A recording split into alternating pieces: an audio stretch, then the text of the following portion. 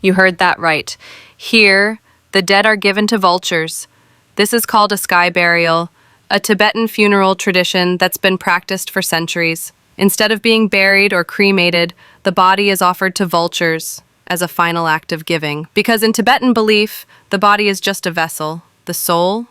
It's already gone, moving on to its next life. And get this, if the birds eat every part, it means the soul has been accepted.